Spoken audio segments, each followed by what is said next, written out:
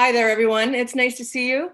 My course, Breaking the Frame, explores the subgenre of postmodernism in literature that's known as metafiction. That's a genre that starts mostly in the 1960s. And metafiction refers to fiction that calls attention to itself as an artificial construction, self-reflexively, and allows us to sort of view the creative process at times as it's happening. So as readers, we are somewhat conditioned from the time we learn to read to expect an author to follow a certain set of conventions that are implicitly promised to us when we start reading a book. We're sort of socialized to expect we can trust this author to drop us into the text and carry us away.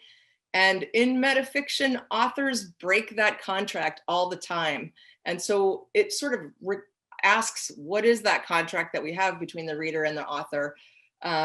What happens when it's broken? What happens when our author is unreliable? You've heard of unreliable narrators, but sometimes these authors are not trustworthy to just take us away into a piece of fiction.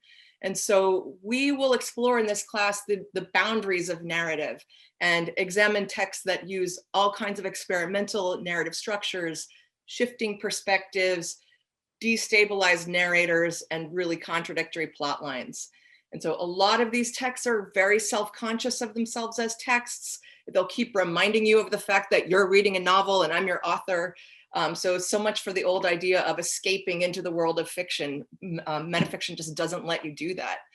And so we'll be looking at the historical moment of postmodernism and what it's reacting to, and also what it's reacting to within literary history as a moment. It's mostly, mostly 1960s, 1970s, with earlier authors like Jorge Luis Borges, Italo Calvino, John Barth, and Donald Barthelme, some of the pioneers of it. And then we'll look at some later authors who were influenced by them, like Margaret Atwood, David Foster Wallace, Tim O'Brien, Kurt Vonnegut, several other ones.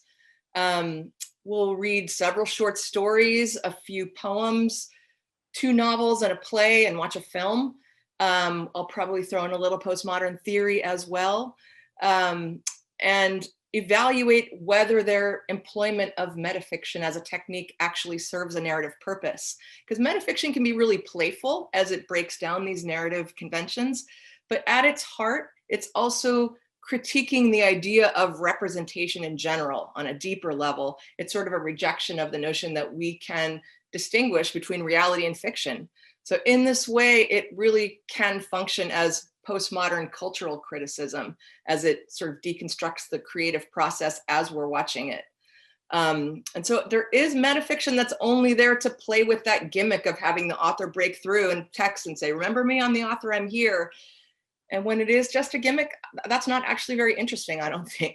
And when it's used thematically to enhance the narrative purpose, that's when all that experimental playfulness is really masterful and worthwhile, because then it becomes really an interrogation of the relationship between the author and the readers. So let's be those readers. Let's look at this stuff together and evaluate why they would do such a dastardly thing as break through the frame of our novel and interrupt us while we're trying to read a book.